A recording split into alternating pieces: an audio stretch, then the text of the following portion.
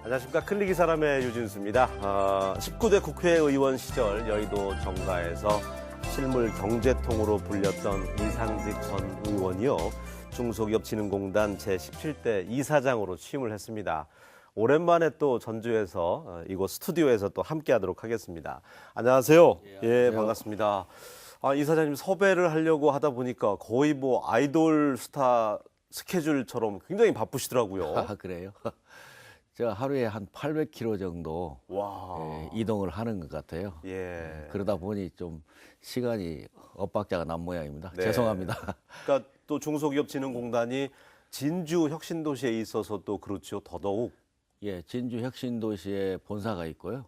전국 각지에 그 본부가 있기 때문에 또 중소기업 대한민국 방방곡곡에 있잖아요. 그 현장 수요자 중심으로 예. 제가 경영을 하겠다. 또 현장을 찾아가는 그런 민생 그 정치를 하다 보니 그런 것 같습니다. 네. 근데 사실 그 중소기업진흥공단 이사장 자리는 염두에 뒀었습니까? 아니면은 생각지도 못하게 그 자리로 가시게 된 건가요? 제가 그 19대 국회의원 때 예. 그 당 직능위원장을 거의 4년 동안 저 혼자 했어요. 그렇기 때문에 이제 그 당으로 보면 가장 책임자고 또 국회의원 되기 전에 그 셀러리맨도 하고 뭐 네. 노조 간부도 하고 네. 그다음에 또 이스타항공이라는 벤처기업 창업해서 성공시킨 이런 것들 때문에 예. 항상 하마평에는 올랐던 것 같습니다. 근데 이제 도민들 누구나가 생각하기에 문재인 대통령이 이제 전북에서도 당선될 때 많은 전국 최다 득표가 또 나왔었고 그때 또 굉장히 캠프에서 열심히 하셨잖아요. 제가 뭐 경선 때도 그렇고 본선 때도 예. 전라북도 총괄 상임 선대위원장을 했는데 예.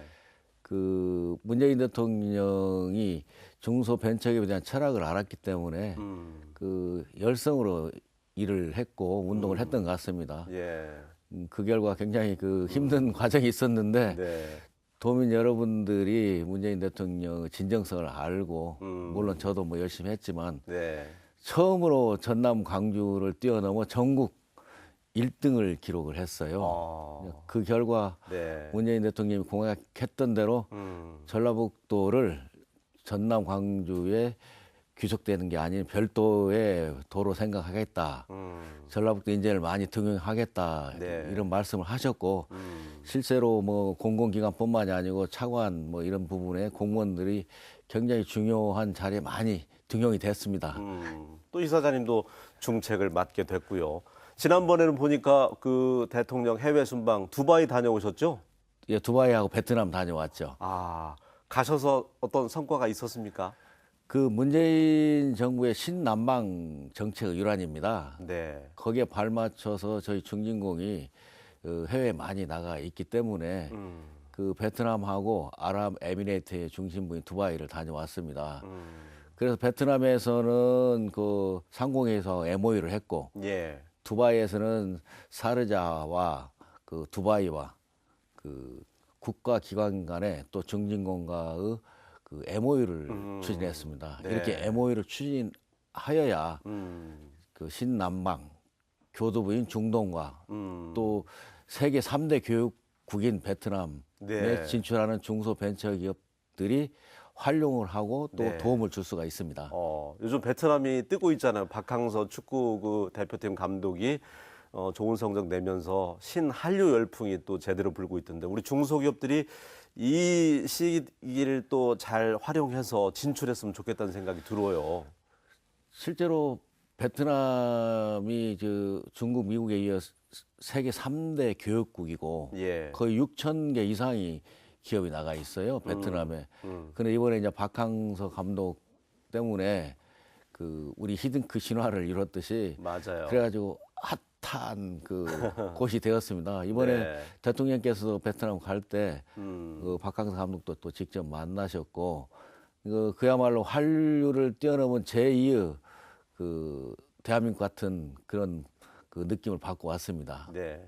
자, 오늘 아침에는 이상직 중소기업진흥공단 이사장으로 돌아오신 우리 전주에서 또 함께 하고 있는데 하루 800km 정도 움직인다고 했잖아요. 그 거리만 해도 엄청난데 지난주에는 전주에서 그 재도전 지원센터 예. 예, 그건 어떤 거죠? 재도전이 붙어 있길래요.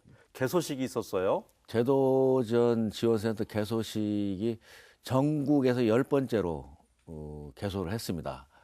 참고로 광주는 작년까지 있었는데 전북 이번에 처음으로 했고 예. 전남은 내년에 할 계획으로 있고요.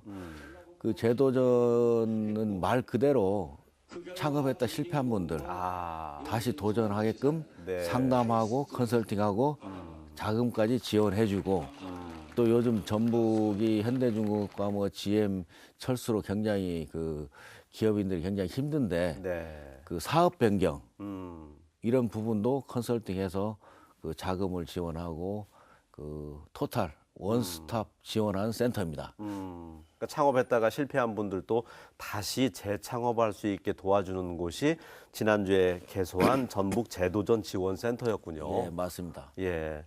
요 사이 어떻습니까? 그 중소기업들, 특히 이제 군산 지역도 다녀오셨잖아요. 지난주에. 예.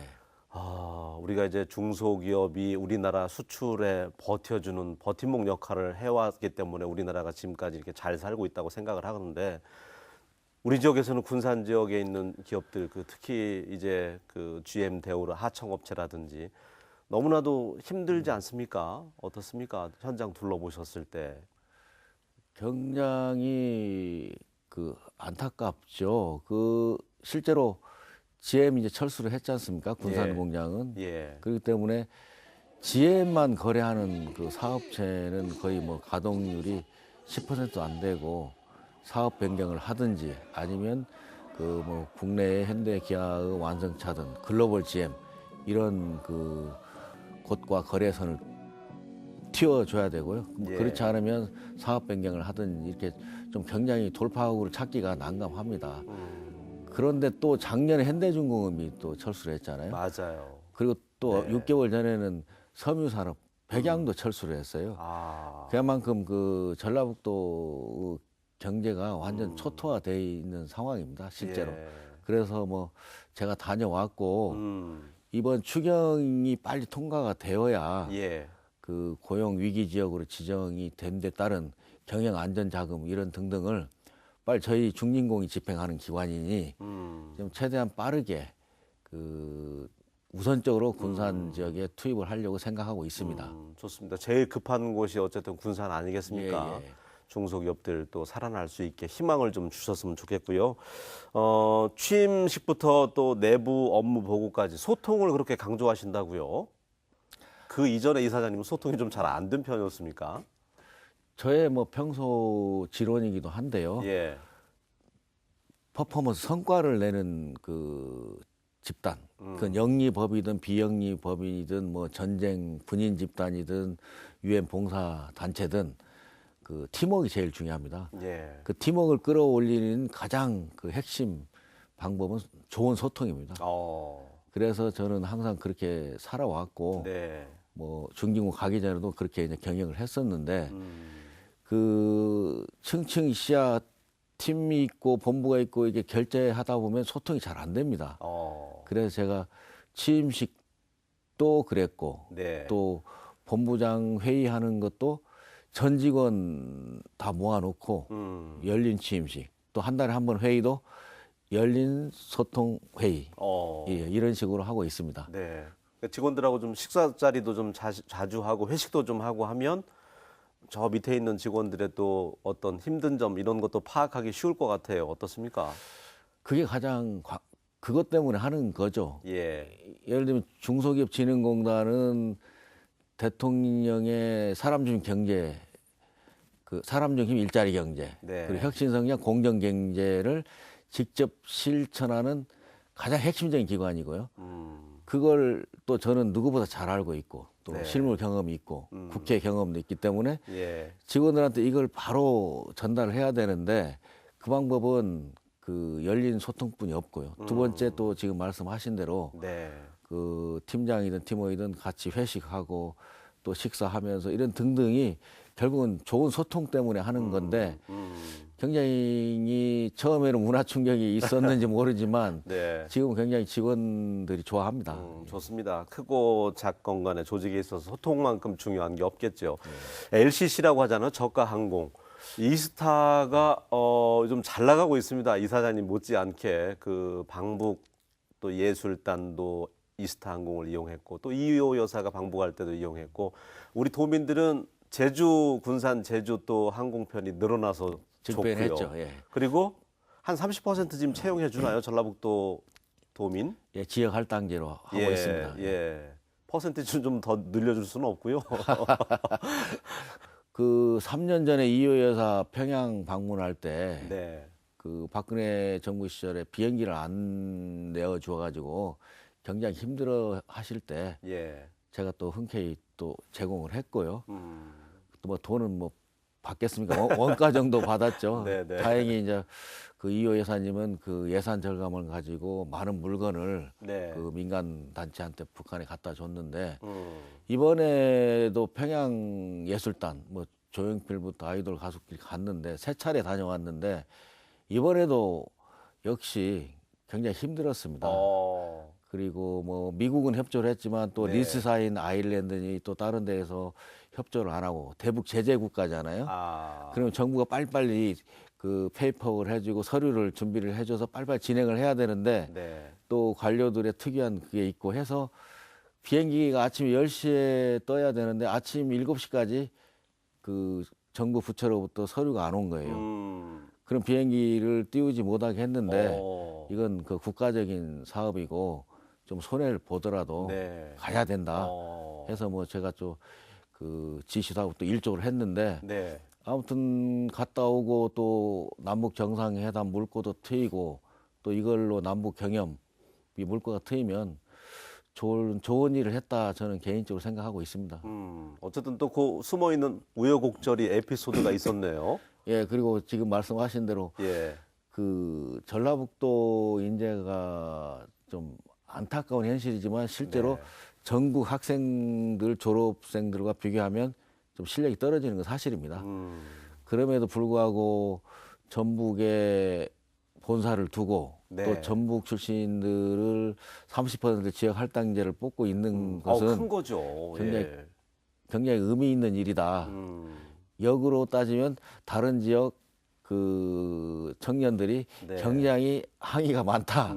이런 애로사항도 있다는 거 말씀드립니다. 네. 전북에 기반을 둔 기업이 또 전북 사람 많이 안 뽑아준다는 것도 또 말이 안 되는데 어쨌든 실천하고 계시니까 그 대신 뭐 전북 사람들이 또 이스타항공 많이 이용해 주면 되죠 뭐. 그 요사이 대한항공 조현민 씨가 또 핫 이슈인데 골프존의 갑질 횡포 국정감사에서 질책하셨던 것도 기억하는 분들이 많더라고요. 의원 시절에. 아, 그렇습니까? 예, 대기업의 횡포에 대해서. 스크린 골프 할 때 예. 거의 90% 이상이 이제 골프존 제품이죠. 그러니 골프 치는 사람들 가격을 좀 떨어뜨렸으니 그분들이 좀 좋아하실 겁니다. 그 참고로 이게 대한민국 경제가 재벌 대기업 위주로 되어 있다 보니까 모든 분야가 다 똑같습니다. 예를 들면 제조업은 하도급법, 그리고 아모레나 남양육 같은 경우에는 갑인데 또 대리점법이 있어야 되고요. 프랜차이즈, 예. 뭐 패밀리마트나 뭐 GS24시 뭐 이런 것들은 또 프랜차이즈 가맹점법. 네. 이렇게 똑같은 갑과 을의 사업 형태인데 법을 다 만들어야 돼. 제정을 해야 돼. 그런데 안타깝게 골프존은 하도급법, 대리점법, 가맹점법 다 빠져 있어요. 이 사각지대로. 그렇기 때문에 네. 원래 프랜차이즈를 내주면 그 빌딩에는 다시 안 내주는 게 상도이잖아요. 네, 그렇죠. 그리고 거리도 한 200m 예, 제한도 예, 두고 예. 이렇게 편의점 내줄 때도 마찬가지고. 네. 이게 관련돼 어. 여기는 한 빌딩에 뭐 2개씩 내어주고 아. 또 입장료도 1,000원씩 받는 걸 2,000원씩 받겠다 하면서 그걸 골프전 또 사업주들한테 전가하고 이게 갑 중에 갑의 형태를 하고 있기 갑질, 때문에 예. 제가 국감에 불렀고 이렇게 해서 그 뭐 입장료 내는 것도 일단 중지하고 이런 걸 많이 했는데 제가 있을 때는 굉장히 잘 됐는데 예. 그 후로 좀 잘 진행이 안 되는 것 같더라고요. 안타깝습니다. 그렇군요. 어쨌든 뭐 그 스크린 골프 하면은 독보적인 기업이니까. 예. 또 식당이나 소규모 어떤 소상공인들은 그 신용카드 수수료가 굉장히 민감하더라고요. 사업 조그맣게 하는 분들. 가맹점 신용카드 수수료 인하 관련해서도 또 정책 발표하셨고요. 제가 그 외식업과해서 한 100만 명 서명 운동을 하면서 예. 국회의원 4년 동안 카드 수수료 반값 인하를 주도했고 또 법도 한 2개 내서 통과를 시켰습니다. 그런데도 지금까지 시원하게 그 안 되고 있고 대통령께서는 공약이 높고 지금도 더 추가로 내리겠다 이제 하고 있는데 지금 좀 더디게 속도감이 안 나서 안타깝지만 아무튼 그 1,000만 명 직능단체나 그 한 200만 명 외식업 그분들은 이상직 하면 카드 박사로 하는데 저한테 카드 예, 박사요. 그 이유가 이제 너무 열심히 했고 또 잘 알고 있고 네. 근데 실례로 카드가 한 매출의 600조인데 그 2% 넘거든요. 평균 수수료가. 그 12조가 넘습니다. 근데 영세가맹점은 물론 0.8이라고 하지만 실은 이번에 오프라인 카드가 아닌 온라인 예. 토스나 인터넷 K뱅크 같은 경우에는 앱 결제를 하면 0%. 아, 수수료가? 예, 0.2% 받겠다 이거예요. 네. 그러면은 12조 정도가 1년에 8조 정도가 전략이 됩니다. 이 가맹점이 내는 수수료가. 네. 말하자면 이제 오프라인, 온라인을 옮기는 거죠. 근데 이 토스나 저기 뭐 K뱅크에서 원하는 건 앱 모바일로 결제하면 연말 정산할 때 소득공제 30%만 해줘라. 옛날에 카드 썼을 때 소득공제를 해줬듯이 당연히 해줬죠. 네. 이것만 정책으로 해주면 그 한 8조 정도 연 그 전략을 할 수 있다. 이게 가맹점 자영업자 이분들이 굉장히 힘들잖아요. 네. 그럼 이 가게의 부담이 적어지면 실질적으로 가처분 소득이 올라가고 이런 것들을 해줘야 최저임금 인상, 근로시간 맞아요. 단축 네. 이런 것들에 대한 상쇄 효과가 되는 거거든요. 맞아요. 제가 이제 항상 강조하는 게 이런 걸 먼저 정책으로 하고 그 다음에 최저임금 인상이나 이런 건 국민을 설득하고 소통한 후에 또 지역별, 업종별 이게 구분해서 이렇게 소통하라. 이게 이제 그게 그렇게 가야 되는데 이제 그렇게 안 되다 보니 지금 그 굉장히 국민들이 자영업 하시는 분 힘들어 하는데 지금 청와대에서 제가 대통령님하고 일자리위원회 같이 하고 있었어요. 네, 네, 네, 네. 그리고 한 달에 한 번 정도 회의할 때도 분명히 민생 현장과 소통해서 정책을 먼저 선제적으로 내고 네. 이 아까 뭐 최저임금 이런 등등이 가더라도 그런 식으로 앞뒤가 순서를 맞습니다. 바꿔서 해야 옳습니다. 된다. 네, 네. 이렇게 건의도 했습니다. 그 얘기 들어보니까 이해되는 게 최저임금 올린다고 했었을 때도 장사 안 되는 식당은 종업원이 이렇게 되면은 주인보다 월급 더 많이 가져간다. 예, 예. 자를 수밖에 없고. 그런데 이제 신용카드 부분이라도 숨통을 좀 트여주면서 올리면 좀 불만은 덜하겠죠. 예, 이런 어렵게 사시는 그 자영업 소상공인들을 위한 그런 선제적인 정책을 국회의원 시절부터 계속 했던 거고요. 지금도 그 운동은 계속 하고 있습니다. 예. 중소기업진흥공단이 또 일자리 관련돼서도 또 창출 관련돼서도 여러 가지 또 정책이라든지 이런 것들도 마련하고 있다고 들었습니다. 그 중소벤처기업이 9988 들어보셨죠? 9988이요? 예. 네, 글쎄요. 예.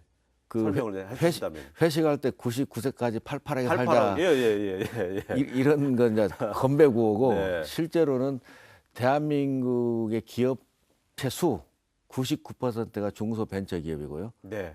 일자리의 88%를 중소벤처기업에 종사를 해요. 그렇기 때문에 중소벤처기업 정책이야말로 대명제다 이거죠. 그 국가에. 이제 그런 중소벤처기업을 그 스타트업 창업부터 성장 그리고 제도약 그리고 또 퇴출까지 이 원스톱을 하고 있는 유일한 그 정부 기관이 중소기업진흥공단입니다. 네. 이제 그런 업무를 하는 만큼 또 저도 그 맨주먹으로 뭐 촌놈 뚝심으로 여기까지 오면서 네. 은행에서 돈 한 푼 안 빌려주면 죽음의 교국을 넘겼기 때문에 지금도 은행 대출 제로고요. 그 이스타항공이 한 1,500명이라는 좋은 일자리 계속 만들면서 굉장히 네. 큰 이익을 내고 이렇게 하는데 그때 죽음의 계곡에 돈을 집행했으면 아마 더 큰 글로벌 항공사가 됐을 겁니다. 네. 이제 이런 죽음의 계곡을 넘길 때 가장 또 산소호흡기를 갖다 주는 게 또 중진공 역할입니다. 창업은 물론이고요. 네. 그래서 아무튼 대한민국 일자리 88%를 더 많이 만들고 또 좋은 일자리를 만드는 일을 주도적으로 하는 게 중진공인 만큼 또 제가 그 분야만큼 전문성이 있으니 네. 아무튼 뭐 속도감을 가지고 그 현장 그 지원을 열심히 하겠습니다. 또 모처럼 출연하셨는데 우리 전북 도민들께 짤막하게 인사 말씀 할 수 있는 시간 드리도록 하겠습니다. 그 지금 굉장히 어렵습니다. 전북이 실제로 전국 법인세율 비율을 보면 0.7%, 그리고 경제 규모를 보면 2.9%. 네. 그 어마어마하게 그 수치로 보면 굉장히 안타깝고요. 실제로 무역 수지를 보면 그 충북이 100억 불 정도면 90억 불이 청주예요. 청주시예요. 그런데 전라북도는 24억 불, 1,000만 명이 오는 전주시가 무역 수지가 4억 불이에요. 예. 이렇듯 6대 도시인 전주가 이렇게 줄어들었고 전북도 이렇게 규모가 어렵게 되었는데 이건 현실은 인정하고요. 그 대신 그 꿈을 가지고 그 준비를 하면 저는 그 영광과 잘 사는 도시를 만들 수 있다고 봅니다. 그냥 그런 의미에서 항상 강조하는 게 전라북도만의 내생적 발전 모델, 전라북도만의 특화된 모델을 찾아야 된다. 이제 이걸 말씀드리면서 예. 천년 전북, 뭐 막과 머스 고장, 뭐 전통 문화의 도시는 예. 이 기본적인 게 되어 있어요. 교육의 도시. 교육이 잘 되어야 인재가 나오잖아요. 예. 이 토대 하에 그래서 이제 국제공항을 제가 그 국회의원 시절에 그 개수 조정하면서 예산을 없던 예산도 가져왔고 정부 부대역에 전라북도 국제공항을 만들어야 된다. 예. 이 부대역이 넣었는데 다행히 그 유치가 됐어요. 이제 잼버리 전에 될 걸로 보는데 예. 이 공항 도시를 만들면 지금 아까 말한 문화 교육 토대 하에 문화, 관광, 물류, 항공 산업 이런 공항 도시와 관련된 그런 산업들이 또 항공 정비 같은 MRO 같은 거요.